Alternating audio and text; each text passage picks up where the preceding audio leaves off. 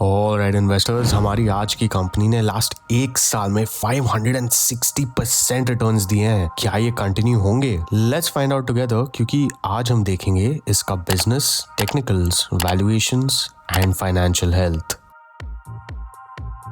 E2E networks basically एक AI focused company है। ये एस्टैब्लिश हुई थी इन 2009 एंड तब से अब तक की जर्नी आपकी स्क्रीन पे है। इनके कस्टमर्स की लिस्ट देखे तो इन्होंने कई यूनिकॉर्न्स को हेल्प किया है एंड काफी प्रेस्टिजियस ऑर्गेनाइजेशंस भी इनके क्लाइंटल में है। कंपनी के प्रोडक्ट्स में जाने से पहले आपको AI का एक ओवरव्यू दे देते हैं। AI बेसिकली एक कंप्यूटर प्रोग्राम है एंड इस कंप्यूटर प्रोग्राम को डेटा खिला के इंटेलिजेंट बनाया जाता है आर्टिफिशियली। अब इस डेटा को पचाने के लिए कुछ कॉम्प्लेक्स मैथ्स लगती है एंड फिर ये तैयार हो जाता है आउटपुट देने के लिए, जिसके लिए भी मैथ्स एंड स्टैटिस्टिक्स का उपयोग किया जाता है। अब इस मैथ्स को लगाने के लिए बहुत कंप्यूटिंग पावर चाहिए होता है एंड यहाँ CPU वर्सेस GPU का टॉपिक आ जाता है। CPU का फुल फॉर्म है central processing unit and GPU का फुल फॉर्म है ग्राफिक्स प्रोसेसिंग यूनिट। GPU की खासियत है कि वो स्पेशलाइज्ड कैलकुलेशंस करने में एक्सपर्ट है एंड CPU जनरल कैलकुलेशन करने के लिए बेटर है। लेकिन ये जरूरी नहीं है कि GPU CPU से फास्ट है। ये डिपेंड करता है कि आप कौन से टाइप का कैलकुलेशन कर रहे हो। GPUs जनरली पैरेलल कंप्यूटिंग के लिए इस्तेमाल किए जाते हैं, मतलब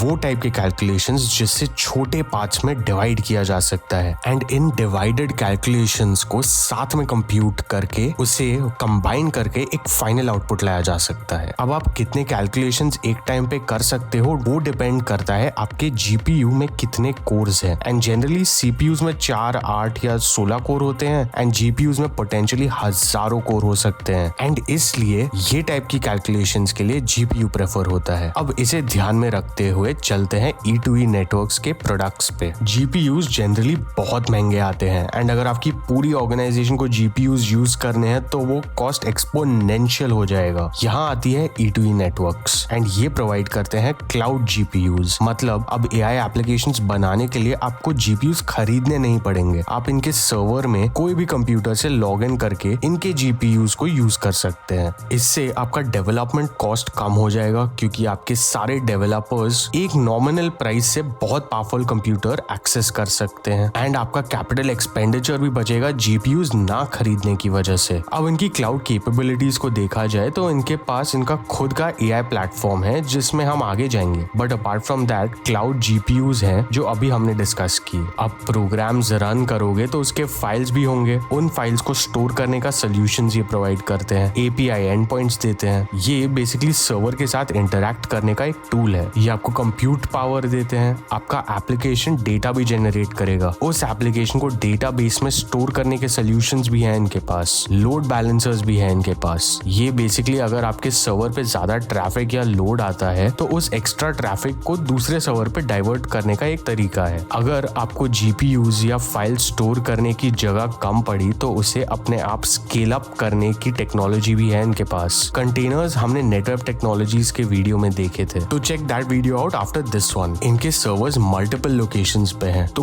कोई भी लोकेशन से इन्हें फास्ट एक्सेस कर सकते हो। ये आपको वर्चुअल प्राइवेट क्लाउड की फैसिलिटीज भी देते हैं एंड फाइनली अगर मल्टीपल रिक्वेस्ट एक टाइम पे आए तो उन रिक्वेस्ट को क्यू में एक के बाद एक कंप्यूट करने की एबिलिटी है इनके पास। अब इनके GPUs देखने जाए तो सारे top of the line latest GPUs हैं इनके पास। अब आते हैं इनके प्लेटफॉर्म पे, जिसे ये DER Gen AI प्लेटफॉर्म बुलाते हैं। यहाँ सबसे बेस लेवल पे इनका GPUs एंड फाइल सिस्टम्स का इंफ्रास्ट्रक्चर है। उसके ऊपर एक सिक्योरिटी लेयर है, उसके ऊपर इनका AI प्लेटफॉर्म है एंड यहाँ आप अपने AI मॉडल्स को यूज कर सकते हो। उन मॉडल्स को ट्रेन कर सकते हैं स्पेसिफिक डेटा पे अपने एप्लीकेशंस के लिए एंड उस मॉडल को रियल टाइम डेटा भी प्रोवाइड कर सकते हो। इसके ऊपर आता है इनका AI मॉडल्स जो बेसिकली आपके ओपन सोर्स या उन ओपन सोर्स मॉडल्स पे बेस्ड कस्टम मॉडल्स हो सकते हैं एंड फाइनली आता है आपका एजेंट्स एंड एंड पॉइंट्स। ये बेसिकली बाहर की दुनिया को आपके मॉडल्स का एक्सेस देने का काम करता है। एक नोटवर्दी बात है कि इनका इंफ्रास्ट्रक्चर गूगल एंड Amazon के बाद तीसरे नंबर पे आता है कस्टमर सेटिस्फैक्शन के मामले में, तो इसे आपको इनके प्रोडक्ट्स की क्वालिटी का आइडिया लग जाना चाहिए। होपफुली होपफुली आपको इस कंपनी का बिजनेस का थोड़ा आइडिया लग गया होगा। एंड अगर अभी तक लाइक एंड सब्सक्राइब नहीं किया तो वो भी कर देना। सो इसके ग्रोथ ड्राइवर्स देखने जाए तो एक ही काफी है, AI, आर्टिफिशियल